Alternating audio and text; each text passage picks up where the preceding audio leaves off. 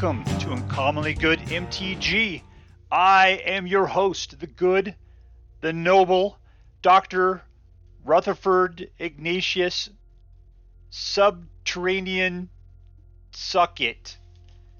Yeah, I made up the Rutherford part, but Ignatius Rutherford, or Subterranean, that was my actual real name there. Sorry for the confusion there. Anyway, so today I'm bringing to you a deck that comes from the archetype of ESPER CONTROL, and it appears to be very super friendly because there is a ton of Planeswalkers in it. So let's take a look at this guy and see what we're playing with today. We're playing with March of Otherworldly Light. So yeah, I've been recently playing with this card. I like it quite a bit. So the deal is that it's a white card that is capable of exiling target artifacts, creatures, or enchantments. But a lot like Meathook Massacre, you have to pay for it equal to the thing's mana value. But the good thing is that you can exile any number of white cards from your hand, and then it costs 2 less gray to cast for each card.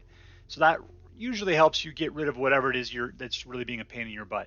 So hopefully you can use mana to pay for it. Otherwise, you can sack something out of your hand, and then you can take something out in a way that white usually didn't have that kind of ability. All right, so we got March of the Wretched Sorrow. Let's see what this is here. March of the Wretched Sorrow deals X damage to target creature or planeswalker, and you gain X life. Okay, so it's a life suck, and you can basically do 2 more with any black cards exiled from your hand. So that helps you out. Nice. We got Professor of Symbology. So 2/1, and you get to learn. I know we've seen this one a bunch. Once she gets out there, she's just sacrifice bait for the most part.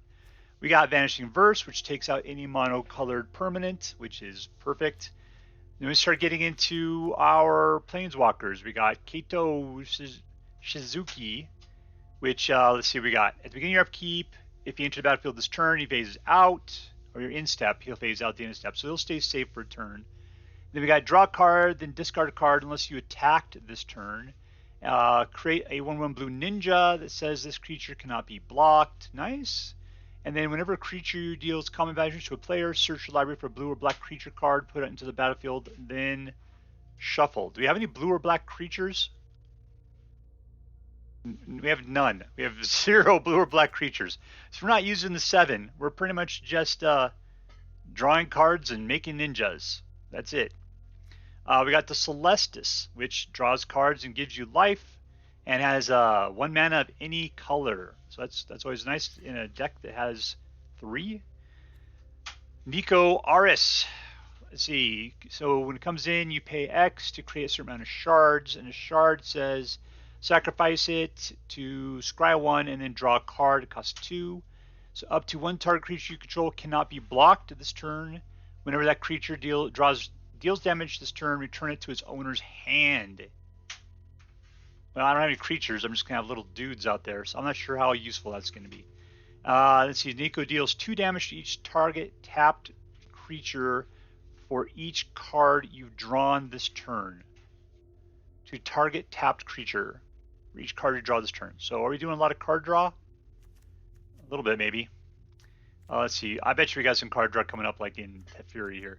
We've got the Wandering Emperor, who is just loves to kill people there. So we exile target tap creature and gain 2 life as a -2.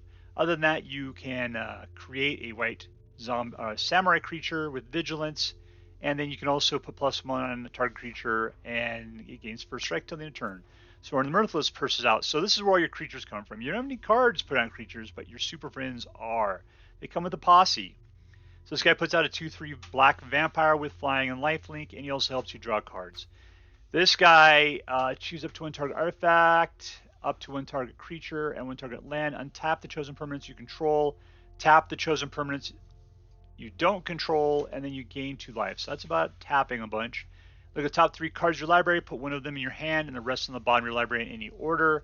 And then lastly, untap all permanents you control during each opponent's unstep, draw a card during each opponent's draw step. So his -7 is pretty good. Doomskar to reset the board. We got 4 of those, so apparently we're going to be doing it. Plus we got Farewell, also about resetting the board big time.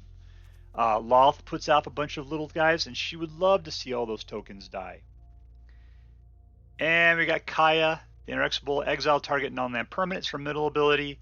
And other than that, you put a Ghost from counter on up to 1 target non-token creature. We don't have any of those. We don't have any of those at all. Oh, I guess we got Professor of Symbology.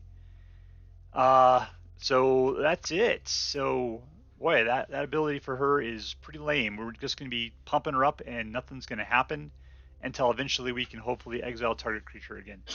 I'm not sure this card goes well with this. We'll have to see how that plays out. Maybe I'm lacking the imagination there. And then, of course, we talked about Farewell a little bit, but yeah, you could do all these things. Exile all artifacts, all creatures, all enchantments, all graveyards, and it costs you 6. You could do one of them or all of them or any mixture in between. And then on the flip side here, we have Eiganjo Seat, which deals 4 damage to target blocking or attacking creature. We got a man land. We've got... That's it, 1 man land, it looks like. We just not seeing man lands the way we used to. Man lands are so good. Alright, so that's it. We got a little bit of the... We got some more of the legendary Kamigawa lands, but this one allows you to do some stuff. So maybe I'll try to save them for using for actual spells rather than lands. We'll see how things go. So this is it. ESPER CONTROL. It's all about those super friends. Let's see how this happens. And we're going up against, I'm guessing it's Ilja T81. Alright, 3 lands. That's good. Professor... and a Shih Tzu.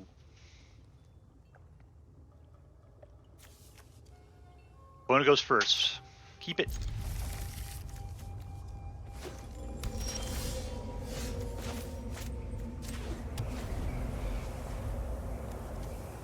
What do I need? I need black.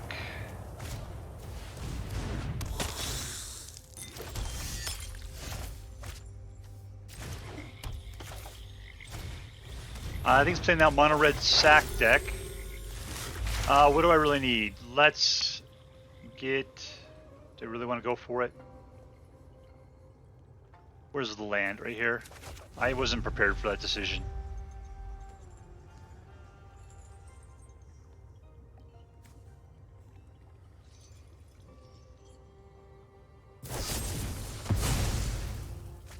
What does this guy do? So he'll kill dudes equal to blood tokens. And he's got to kill himself to do it.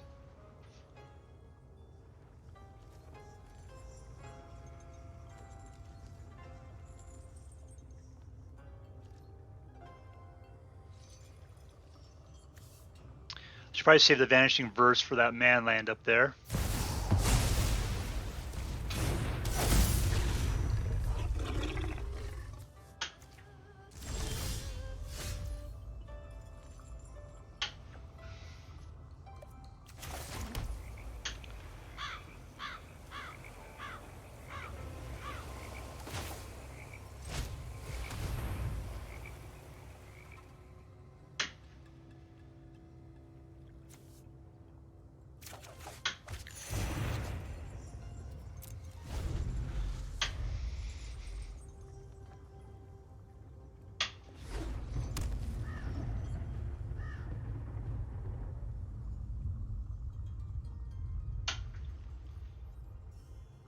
I need 2 whites if I'm going to play a Doomskar. I don't have that. I made sure I had 2 blacks just so I can play Lolth. Of course, I can't play that without a whole nother land at some point. I got the Celestus. So it looks like our way forward is Celestus and use the Professor to just do some blocking.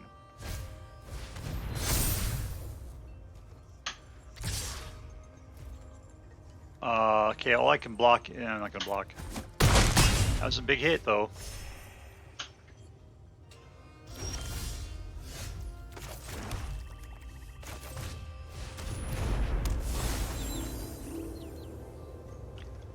I'll prep a Doomskar. And it doesn't appear that he's letting me do anything great, so I'll just go in for the attack.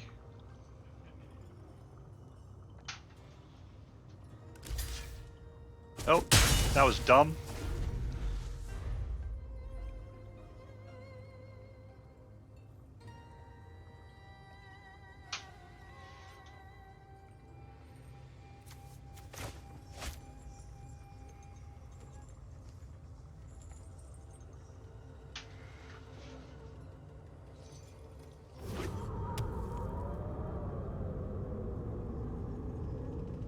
Alright, so let's see. If we survive this next turn, we just pretty much... I could Doomskar. So let's hope he puts some stuff out. We're going to have to Doomskar the board.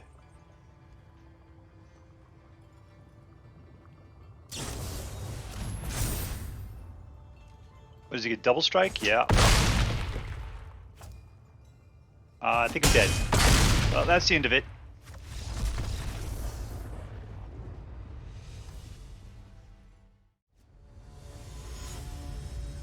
Alright, we're playing against Rudboi. So rude he didn't bother to even spell either word correctly. Or even to separate them into two different words. A lot of blue and black. And everything here, except for this guy, these two. Alright, we'll keep it because Celestus will save our butts. Let's see. Let's just pop this out. We're waiting for 3 mana, huh? Alright, we're playing against the Selesnya enchantment deck.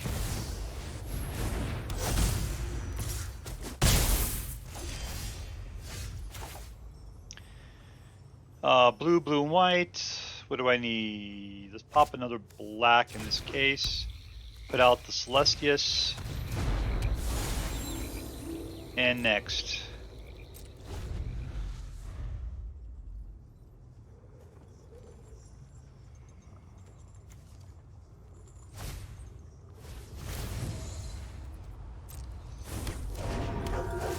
Ugh. So I need to take out this thing. That's 4. Oof. How did he get that out? Oh, it's because of that guy.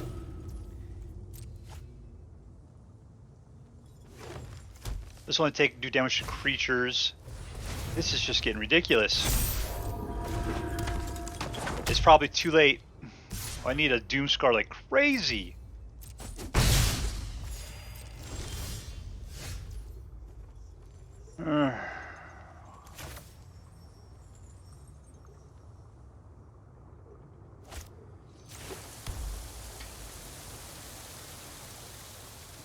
Okay, so I got 5. What can I do? I can kill, but there's just so much damage going on there. 1, 2, 3, 4.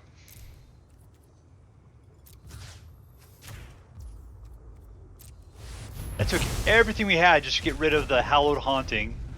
And now we're left having to fight up against 9, 10, 11, 12, 13, 14, 15.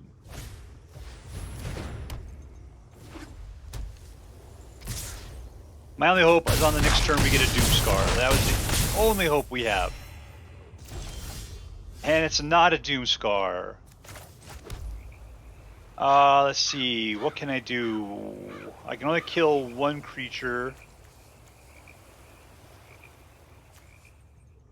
That costs me way too much. Let's see. If I go 1, 2, 3, 4, let me do 2. I can kill 1.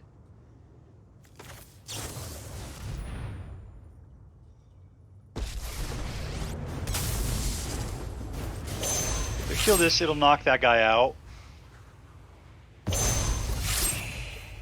And if I do this, I can pump it by 1.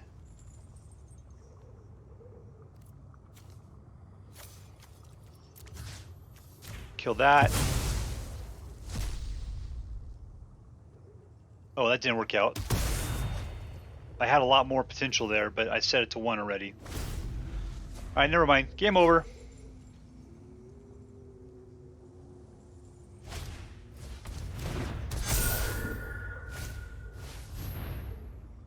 You're just showboating at this point there, rude boy. I guess you're living up to your name. There's no reason for what you're doing.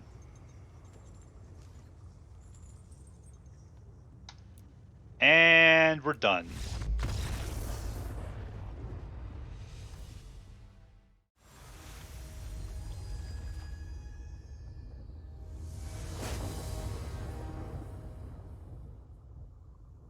Four mana. We got some good stuff for cleaning the board, so let's play it out. We're going against Rao 327. Probably not supposed to be pronounced that way. W-R-A. What we got here?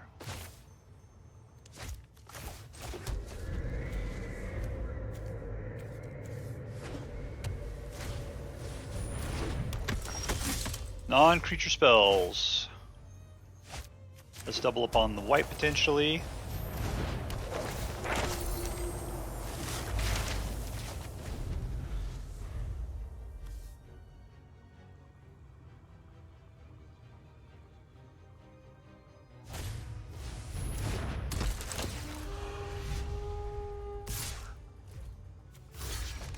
First strike, no blocks.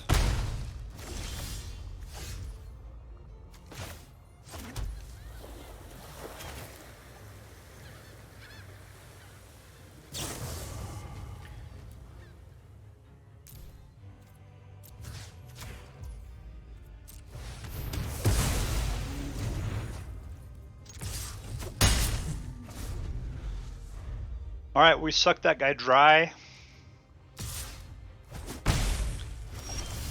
Leaving his corpse like a raisin.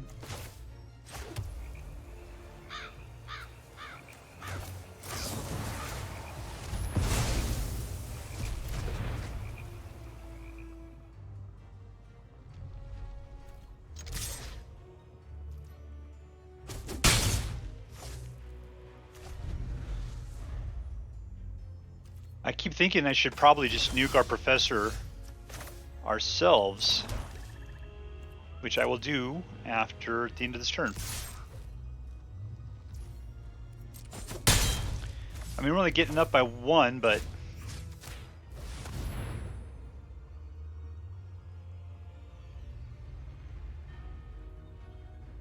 we don't seem to be getting any creatures otherwise. I mean, we need planeswalkers is what we need.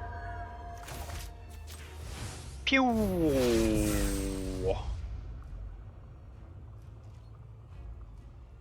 Looks like this guy's whiffing on not getting any mana.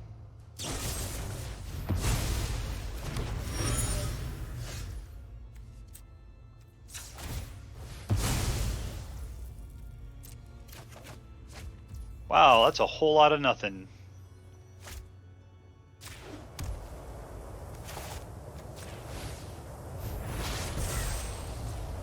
Let's wipe the board like 4 times here.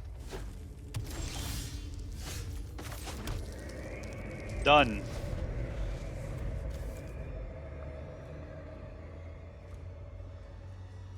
Where are all my super friends at? I will kill you.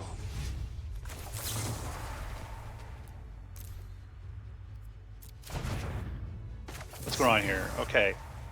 Pay 1. Submit 0. No, what's going on? Can I pay 2?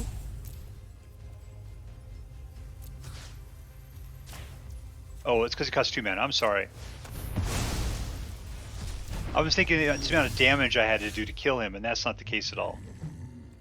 Nothing.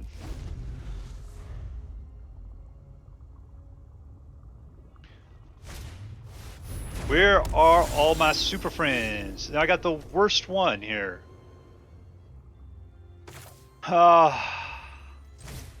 Let's go be a jerk.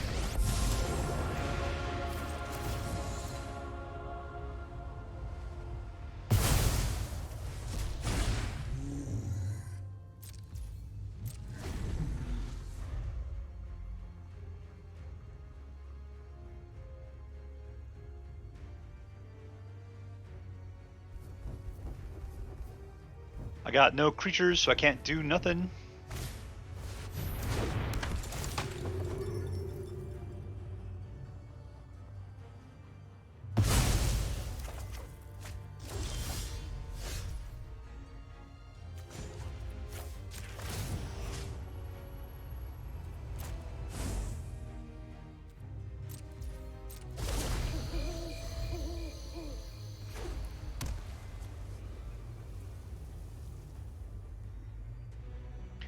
He's going to come right after Kaya. That can't happen.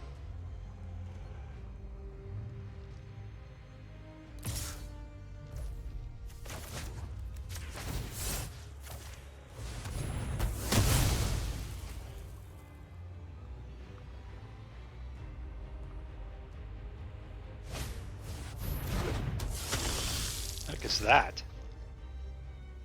All right.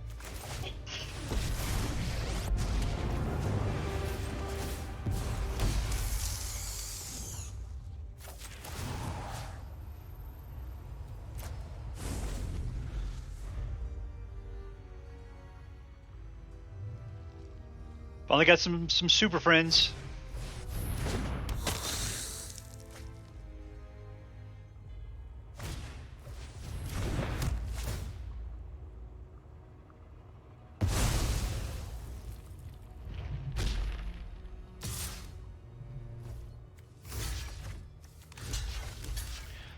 Block.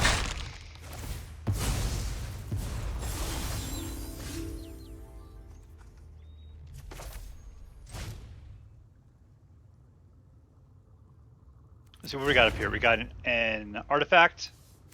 Sure, let's do it. I don't have any artifacts, right? So all creatures, all artifacts, and all graveyards. Done. And we'll pump out nothing. Draw a card and lose a life.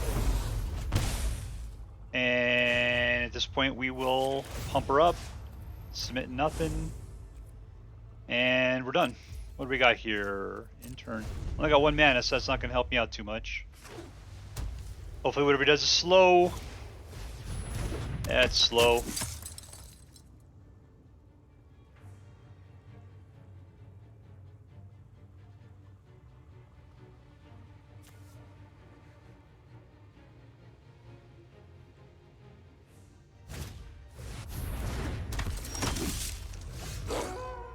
Alright, we will start off with a Doomskar. We will draw a card, lose a life, land.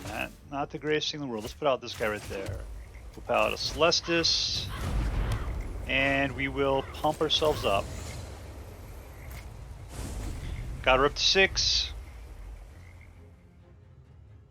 2 untapped. What does this thing cost me? 4.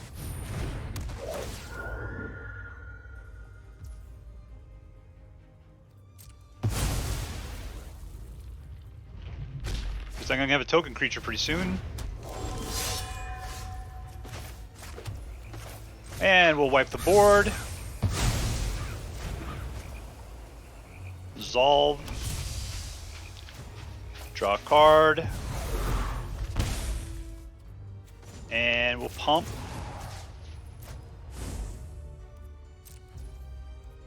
Okay, we can actually, what are we going to do here? Return target artifact, creature, enchantment to owner hand. I have 2 legendaries, so this only costs us 2.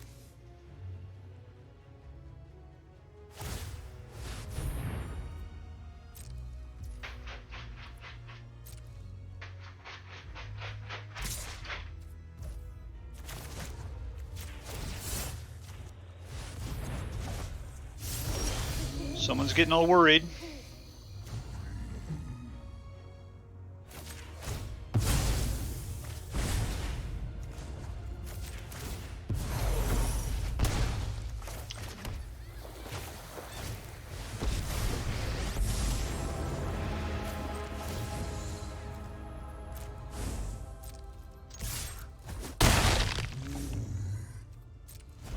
Alright, Esper in this case is doing pretty good. That's the part where I totally jinx gameplay.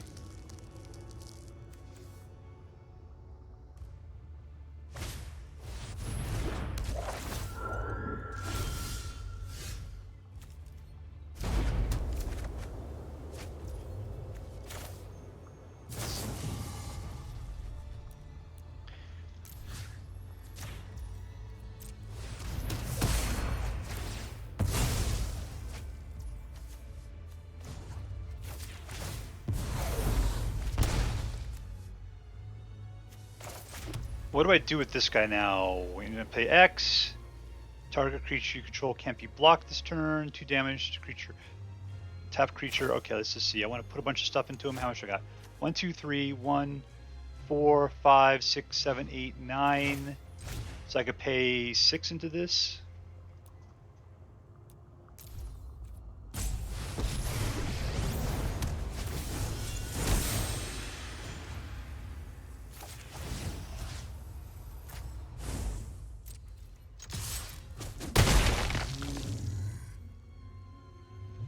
Don't care. I guess I should have pumped him and not targeted something.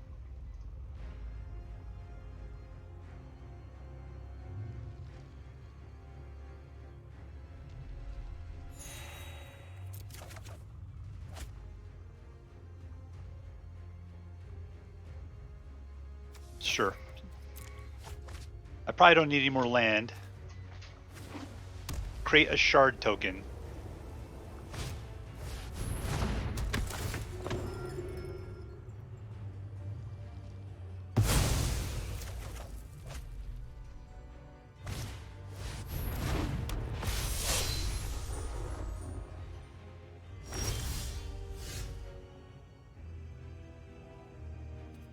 Decline.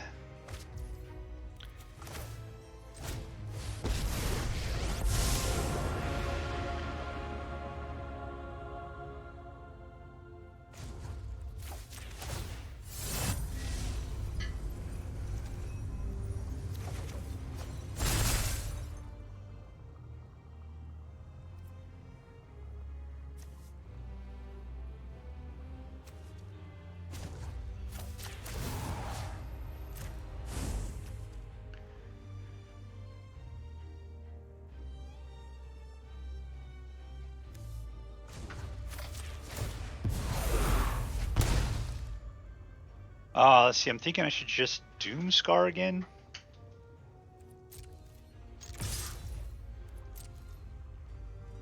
He's got those Legion Angels.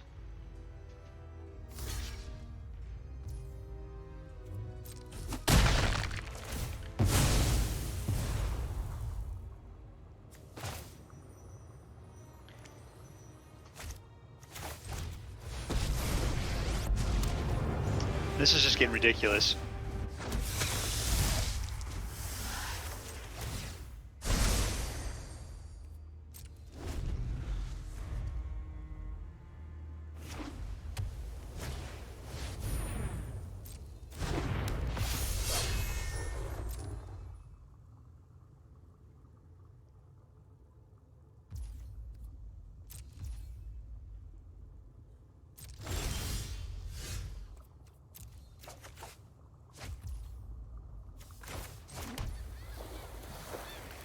Okay, so let us exile this guy. What else are we gonna do here?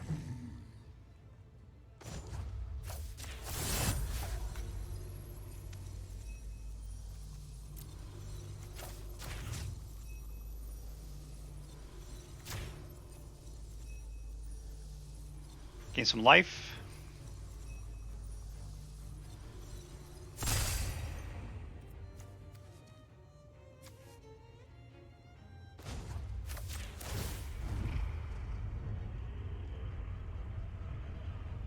I'm not gonna, no, I don't need that. Draw a card. Oh, there she is, okay. And then, can I do this? Summon 0, there we go.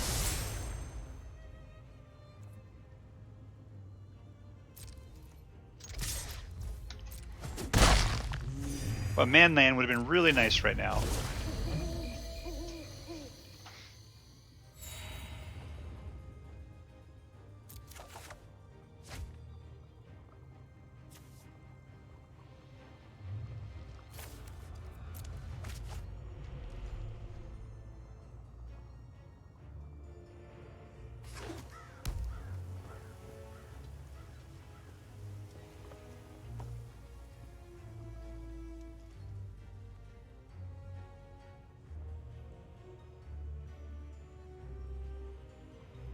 You gonna tap your guy? I got somebody that likes tapped guys.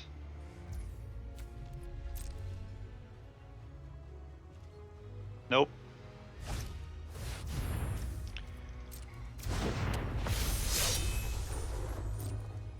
It's got to be running out of the ability to get those guys. Okay, there we go.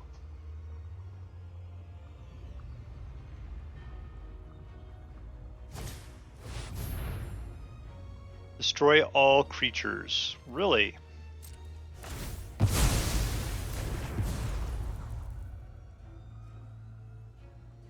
My turn.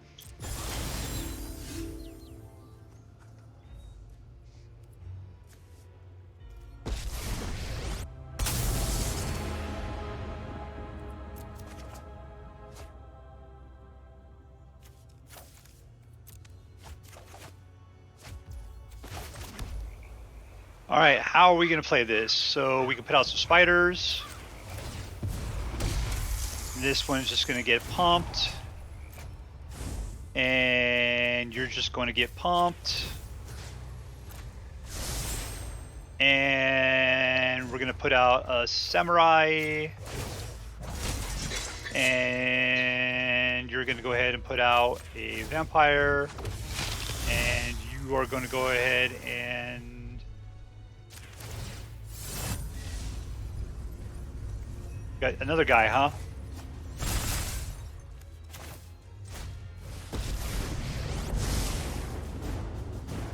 What is going on? Let's go ahead and create a ninja. There we go. And none of them can attack. And I've got so many of these guys that we have to roll through them. I mean, that's the end of it. There we go. Ridiculous. Ridiculous. Okay, so this is ESPER Control, which, according to Untapped GG, has a 58.2% win rate amongst 330 recorded matches. And I was getting like exactly the opposite. Let me say, personally, I hate this deck. I don't want to say I hate it. Hate's a strong word. Here's my problem with it, is that it is Planeswalker Central is what it is. It's just Planeswalkers over and over and over again. And then you had a bunch of board wipes. And so it was just like you're saying, look, I want to see what Planeswalkers do. Then yeah, this was an interesting deck. But it has like nothing else going on, really. Nothing else at all. And so you saw that in the first two games, this deck got pounded. It took too long to build up to the Planeswalkers. And even then, some of these Planeswalkers, like Niko Aris, who else sucked? Even Kaya, without any creatures to ghost form, she was practically useless. I mean, finally getting up to her 7 ability was awesome, because at least we can start pulling legends out of the graveyard or whatever. But then, I kind of controlled the board. I didn't need them coming out, so they just kind of sat there in the graveyard. Lolth didn't, it took a while to be able to build up any creatures, and then at that point, they just kind of gave up. So, yeah, the Wandering Emperor I thought was the best clutch card. I mean, even Teferi was a big old lame-o in this one. So, was this deck good? Yeah, it seemed okay. It seemed like it had a definite problem with, like, aggro decks. I just don't see how this deck can hold up against aggro that well. You'd have to get lucky and be able to like Doomskar a couple times right off the bat, because you're not going to be able to get 6 mana for Farewell early on. But you'd have to Doomskar, you have to Foretell and Doomskar, and just clear the board a few times just to be able to get to the part where you can start building your forces up. So yeah, this was rough. And sure, you had the March of the Wretched Sorrow and the March of the Otherworldly Light and Vanishing Verse. All those things are going to help you, but I'm just not sure this thing can really hold up against aggro. And in the games that I played with this deck, I'd say it's more like a 50-50 that you're going to get even make this deck playable, let alone winnable. So I'm going to give this deck, I'm going to give it a B. I thought that it was fairly well put together. It was interesting to a certain degree, but I don't think it's in anywhere competitive. So, if you're interested to see and to just feel how the Planeswalkers work and how they work all together and being able to play one off of the other, this was an interesting, training deck for let's play with Planeswalkers. But you're not going to take this down the long road. It's not going to be your best friend forever. I mean, unless you are super into hanging out with Planeswalkers, I guess. But for me, this was not a Dr. Sucky deck. That's all for now. If you like this video, please make sure to like and subscribe. From all of us here in the secret underground headquarters of Uncommonly Good MTG, I want you to have a great day. In the words of my people, word to your mother. Bye.